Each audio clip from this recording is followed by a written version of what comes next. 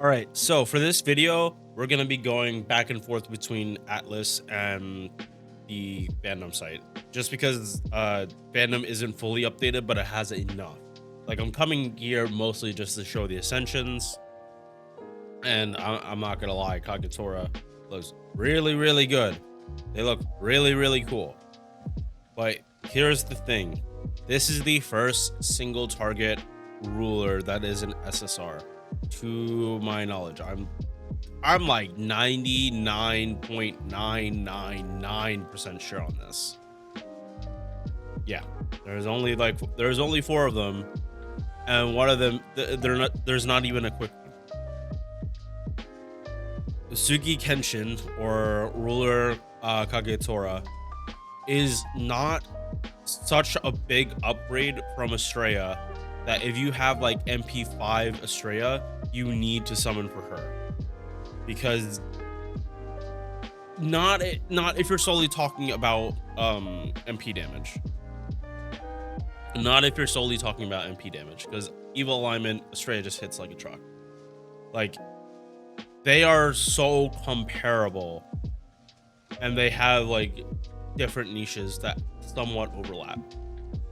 Sugi Kenshin match to match against Estrella is gonna win, but that's only if we're comparing apples to apples, MP1 to MP1. That's just showing how good of a unit Estrella is and how much her buff truly impacted her, that she's pushing SSR numbers from the get-go, or not from the get-go, but like these days. And she's been like this for years. You probably have maybe more than one copy of Estrella, so it just gets to be a harder comparison. I'm not saying this is a bad unit. I'm just saying they have an uphill battle because they never released a ruler. They buffed the shit out of Estrella, who, I'm gonna be real, probably didn't even need the MP buff. She probably didn't need it. Ignore Invul, sure, but like she did not really need this buff.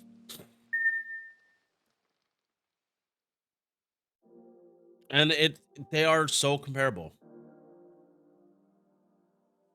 Oh yeah, that's the full artwork of this ascension. All right, let's get started and ignore how scuffed this kind of looks. This is like how she is on Atlas. I just like the way this looks better. Okay, base attack, almost at the midpoint for an SSR. For a ruler, this is fine because naturally they have lower attack.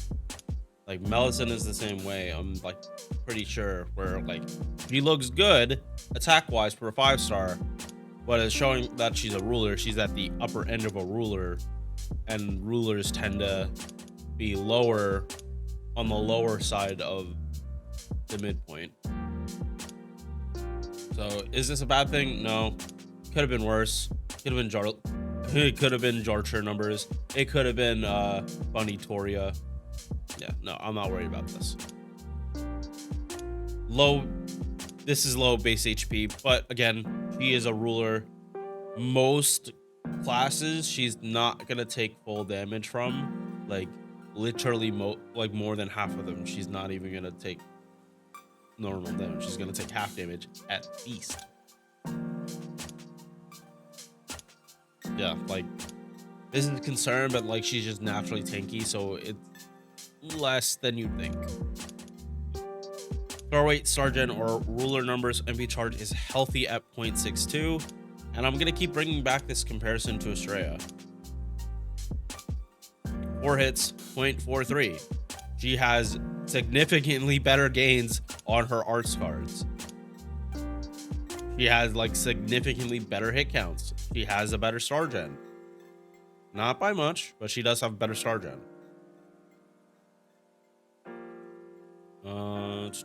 Chaotic balance versus lawful good. And is this really all her traits? I actually have to go to Atlas for this. Like, is that really all of them? Ruler, Earth, Chaotic, Balance, Servant, Divine, Humanoid, Weak, Riding. Okay, yeah. Like this, what the site does, it's basically zeroing in on pretty much every type of buff that would come into play against him. So if you click Divine or Demon or Undead, this is going to Santa Martha.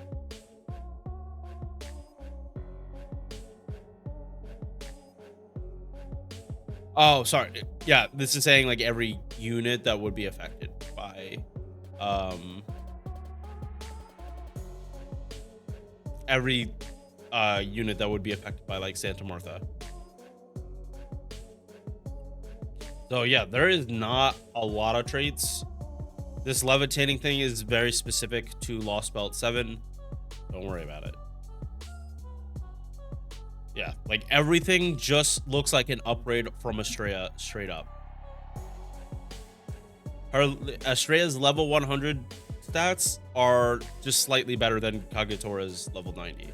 So if you like just a straight up upgrade upstairs, I don't think there's literally anything that's worse besides death rate. That's the only thing that's technically worse. Already you're off to a good start for an upgrade from a beloved 4-star to probably another beloved 5-star. Like I can see so many people like Kagetora. I can like see this banner going pretty well, especially because Shinpachi is on the banner too. It's not some random other 4-star. It is Shinpachi. So if you didn't want to summon on Takeda, you can summon on this banner and actually get both the 5-star you want and also the 4-star that came out in this event. By the way, I made that video yesterday. Just plugging my own shit. For once, I'm plugging my own shit. Right. First skill, 30% crit damage, 500% star weight, and 2 attacks, 3 turns of evasion. Going back to Estrella. She has the star weight and crit damage for 1 turn. The crit damage is a lot higher, but doesn't have survivability. I'm taking apart these characters just so you like have a better comparison, because I know it's going to be hard to get people off Estrella. It's going to be really, really hard. But at the same time, statistically, she is better. It's just if you only care about MP damage, like, yeah, Estrella is going to show a lot better. But if you're not just caring about MP damage, like you care about crit, which Kagetora is a crit servant, she's a crit ruler, this stuff is going to come into play. 6 turn cooldown on this.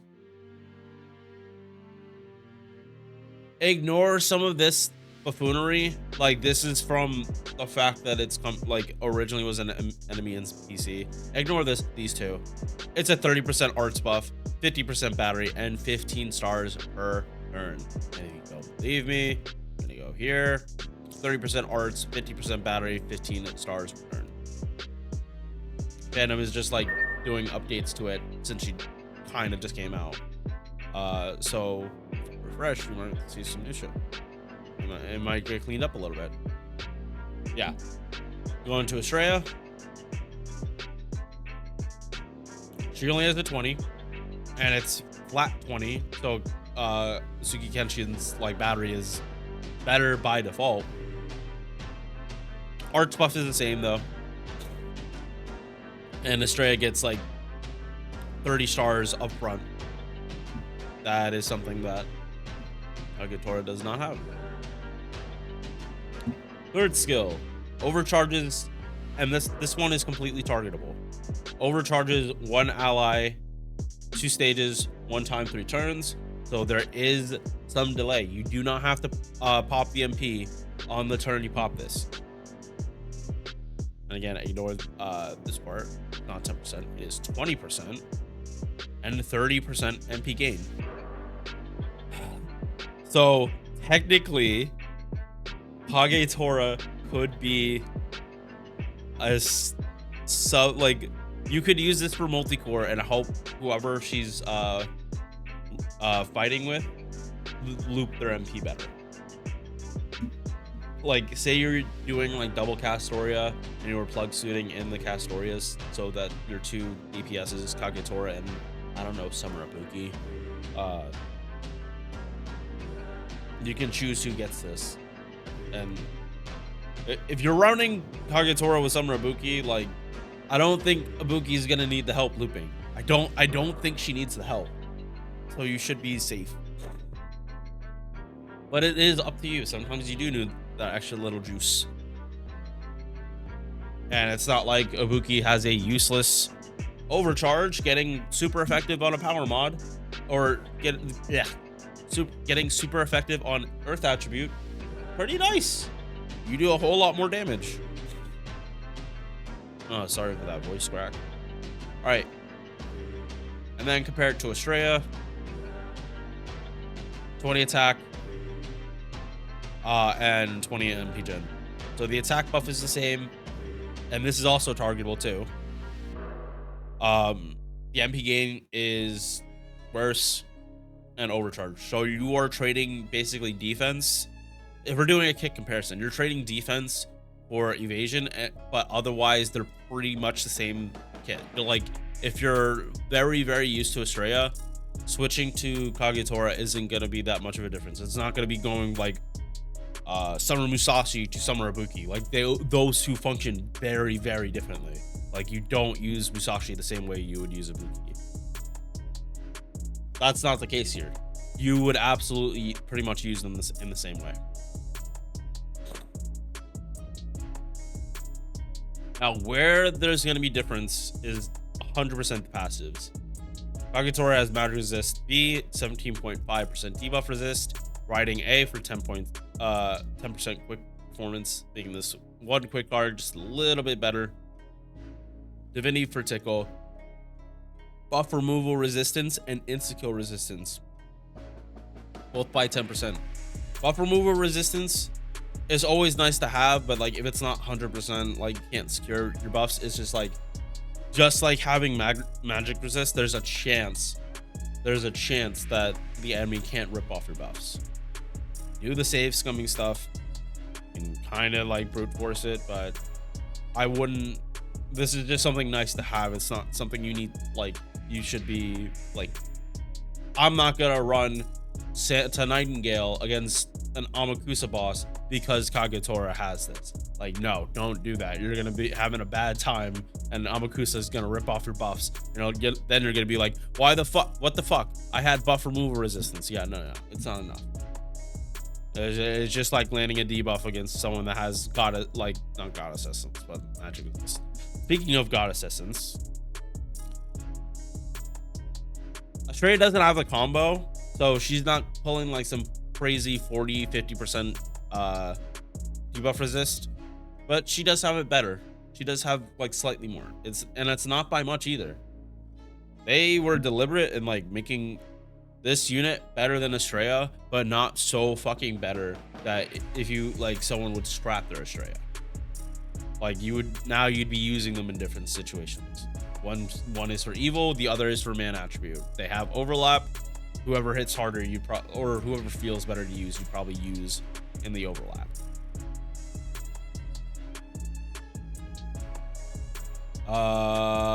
Okay, we're gonna have to go. Wait, do pens not show here? Oh no, they're in passive. Anti-alter ego on a ruler.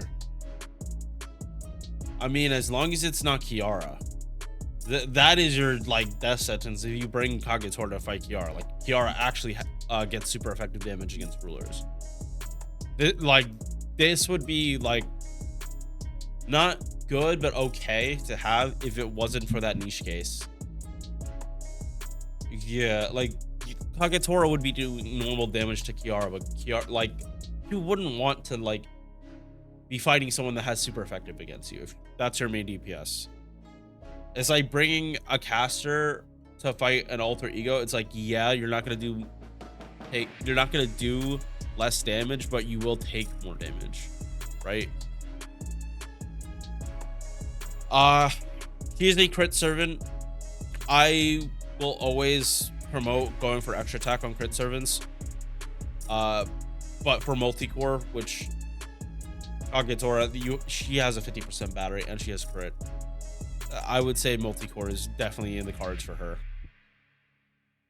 I would definitely say multi-core is in the cards. So if you want to go mana loading, I wouldn't blame you.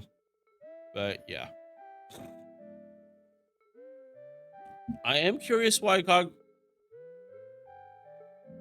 Wait, it can't be Okita Alter. It can't be Okitan that she has anti-alter ego. I don't know. I didn't read the story, so I actually don't know. Yeah. Who knows why in the story? People that actually read it. NP. Holy sh. Goddamn. Removes enemy buffs. It does not care what. All buffs get removed. Along with super effective damage against man attribute.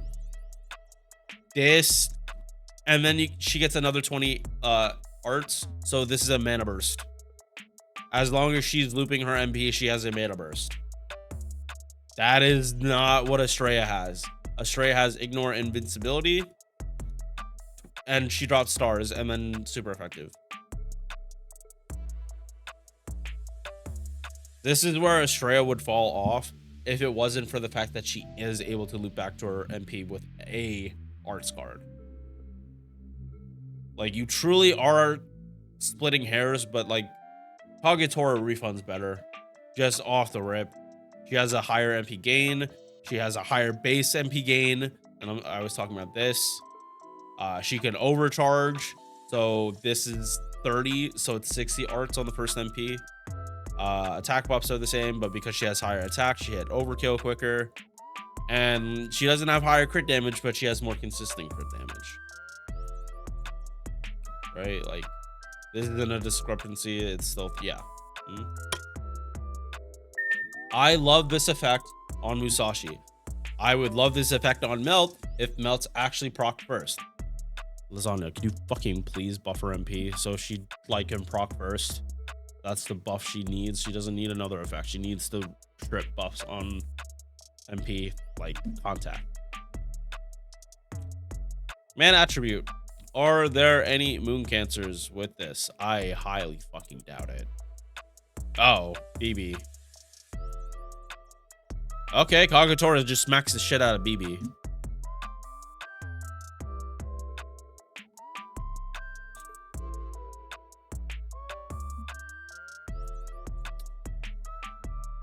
Yeah, like as I'm just going through this, I'm like, oh my god, like they actually their first single target ruler DPS, and they didn't straight up power creep her, but it's definitely a diagonal upgrade. It's like a side grade, but still a little better. It's not like a straight upgrade. Oh, okay, here we go. So ruler, their mats are easy to level. Like, you don't have to, you're not going to be grinding for like you're not going to be grinding for like 14 of a specific one. You just go for 5. And from some events, like some events give all of these, so you just like literally just get one good event that's selling all this stuff and you're good. Like rulers, I always find to be like the easiest to level. Their skills go the same way. 5 and like if you do a lotto, then this shit is easy as fuck. You should have, like, after a lotto too, you should always have like an excess of these, so you don't have to form training grounds. Like, this being the worst thing for her, like, is nothing. Like, this is probably one of the easiest rulers to actually level. Like, you don't see foreign god hearts that often. Isn't the 90 plus this time like Oni leaves? I think it's Oni leaves. So literally, like, if you want to level this servant, go farm the 90 plus. Oh my god, please let that be the case.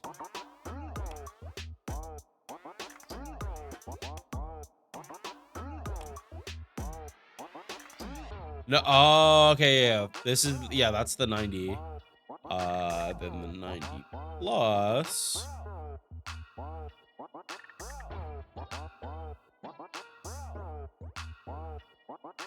I gotta be fucking careful. Yeah, no, gotta be careful that the shit isn't thrown. Yeah, only leaves. Gotta be careful that shit is not gonna show actual porn. Uh, yeah, like somewhat easy to, like, I would say more than easy to level up as long as you get her during this event. You have 2 weeks. Are you telling me you can't farm up enough of these for at least 2 skills, or that you don't have enough of these already? Appends, you only need 5 eggs. Oh my god. Oh my god, thank you. I don't care about this shit. I always seem to have a ton of this. This is actually making me want to summon for her. Like, seeing like these mats are like nothing, I could probably max her out in like the same day. It like, this is a summon servant I think is worth summoning for. I do want to hesitate though, because we do not know what Christmas is going to be like. But for all we know, Christmas might just be a welfare and not have an actual servant. That's what we had to. That's what we're gonna have this year on NA. We're just gonna get the welfare, and then we got Scotty buff. So there was a Scotty banner, but there is no guarantee of that. I highly doubt Oberon, Castoria, or Vitch are getting a buff this Christmas. I don't think it's happening.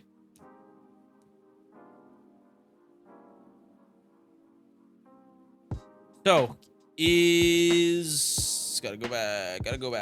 There we go. Is this a unit worth leveling or getting? Yes, she is, especially if you've seen her MP in the story. She is so cool. It's like a laser beam comes down and she has a sword literally crafted from the sun.